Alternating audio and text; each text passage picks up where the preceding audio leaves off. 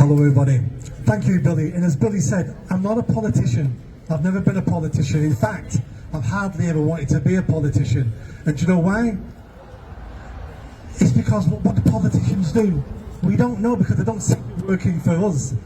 Now, why should you believe the word I say today? Well, I'll tell you why. Because you shouldn't. I could stand here and tell you exactly what you want to hear, because that's what a politician does. Exactly what you want to hear. I can promise you the world. I can tell you I can end child sexual exploitation on the day I'm elected. But you know what? It'll all be lies. And you know it's lies because you've had these promises before. Now what you need to do as the electorate, as people with a vote, you need to stop listening to people who are lying. And don't listen to words. Words are extremely easy to say and extremely easy to fool people. What you need to do is look at people's actions. What have those people ever done to make you believe them? What have I done to make you believe what I say I will do? The last 20 years of my life is online. You can Google me, you can see what I've done. You can see the projects I've created. You can see the lives I've helped change. That's what I've done. Let me give you a couple of examples. The first time I got involved or came across child sexual exploitation was a bit of a shock. And it was in the city centre. And it was about 15 years ago. I had a project working in the city centre, looking for young people, making sure they weren't getting in trouble with crime and antisocial behaviour. And then one day we were down past the gay village to a place called the Piccadilly Undercroft. And we went down there. For people who don't know, it's a hive of sexual activity. It's horrendous. And we found a young boy down there and we said to him, "What are you doing down here?" And he said, "I'm 18 years old. I know what goes on down here. That's why I've come down." And my staff said, "We don't think you're 18. So they phoned the police. 999 got the police to come down to speak to him. Turns out he was 14 years old. They took him into protective custody and looked at his phone. There was evidence on his phone for 18 months that he'd been abused by up to 40 different men. That was when I said, and this is going on in Greater Manchester. This is going on in my city, and I didn't know this was going on.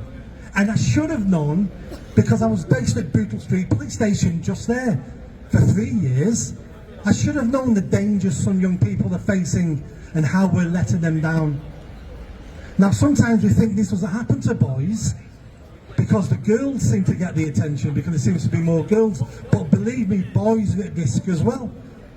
And there's gentlemen in this crowd now who have suffered this. Now the second time I came across child sexual exploitation was in North Manchester. My charity was working in a park and we're engaging loads of kids over several months doing football and all sorts of things. And we used sport to get to know children. And one of the girls we got to know who was troubled, who was always causing trouble for us as well as our community. And we befriended her. And she told us one day she had 7 boyfriends and she's 12. And we thought, oh, that's worth talking about that. What do you mean by boyfriend? And what she told us was, I've had sex with 7 different people and they're my boyfriends. And she's 12 and she looked 12. So then we asked her some more questions. Turns out they were local boys, 15, 16, 17 year local boys. And all you had to do with this girl was tell her you love her. And if you told her you loved her, you could sleep with her. Because that's how broken she was. She craved some attention, she craved some love. And while she was being abused, she felt loved for those several minutes. That's how some children are living in Greater Manchester. They're so desperate for some love and some attention, they're quite willing to be abused because they think that's love. And that isn't love, that's abuse. So that's some of the experiences I've had. So don't believe my words.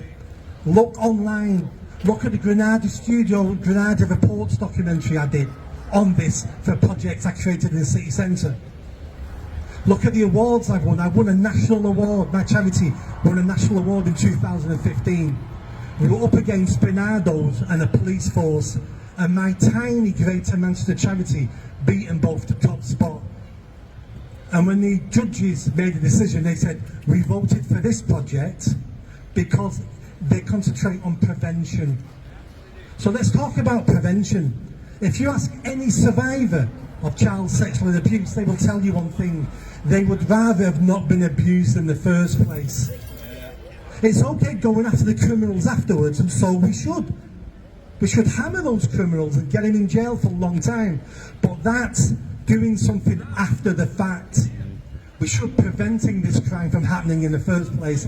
And if I'm elected mayor of Greater Manchester next year, that's what I'll be looking at. I'll be looking at a huge prevention project, not just for child sexual exploitation, but for most crime. We need to get away of waiting for something horrendous to happen and then going, we're arresting and prosecuting that person. And so we should. We need a strand of police work that says we need to be preventing this from happening in the first place. Part of the work is education. We need more positive role models for our children. How are we having children thinking they're sexual beings at 10, 11 years old? And the answer is, as a society, we're over-sexualizing our children, and we're doing it all the time. You look at the pop stars they look up to. They're dressed like strippers. Almost every woman we look up to now on social media has an OnlyFans page, which is basically legalized prostitution. And we wonder why 10-year-olds are looking up to those role models going, I can be just like them. About 15 years ago, there was a trend, a marketing trend, I think it was Asda or Tesco's, and they were selling thongs for children. Thong underwear, not for teenagers, for children. And one of the packets had a thong with a cherries on it saying, eat me. And they were designed for 7, 8, 9, 10-year-old girls. That's what's wrong with our culture. That's what's wrong with our society, is we're over-sexualizing children all the time. And then we wonder why they're being abused. We wonder why paedophiles and perverts are going, look at that 7-year-old girl, she must like this, look what she's wearing. Well, she didn't pick that, her parents picked those clothes for her. It's only a sick society that allows its children to be abused and does not create outrage at the people who do it. It's only a sick, dying society that does not persecute the offenders of their own children. That's what we're becoming. And we're calling it tolerance, we're calling it compassion. It's not compassion. If we don't protect our children, who will? We're going to do it. The answer is no one. We'll keep our children safe.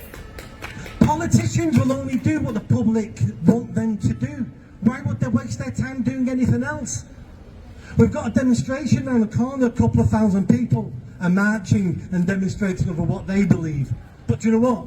None of them were demonstrating when we had thousands of girls being raped across the country. None of them were. And I'm not just picking on them. Hardly anybody in the country, hardly anybody in the country marched for that. Hardly anyone did. Do you know what? We kept our mouths shut and we allowed the abuse of our children. So we're partly responsible as a nation, as a culture, as a people. It's not just the population. Sorry, it's just not the politicians. We can make change, and how we make change in this country is through the ballot box. You can moan all you want, you can complain all you want. Unless we get the right politicians, nothing will change. That's why I'm standing, because I've had enough. I may not win, but you know what? On my deathbed, I can say, do you know what? I tried to improve this country.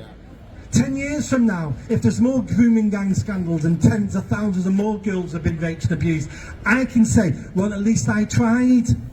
Yeah. Because I'm never going to say, well, I was too scared to do something, I was too lazy, I was too apathetic to do anything to improve the country that I call home, that I love. And we all need to take that on board, we all need to do our bit. And it starts with electing the right people. So don't believe the words I've said today, because I could be full of it, just like almost every politician is. Google me, look online of what I've done in the past, because what I've done in the past I will repeat on a bigger scale across Greater Manchester. So make sure you vote, and make sure you vote Nick Buckley for mayor next year in May. Thank you.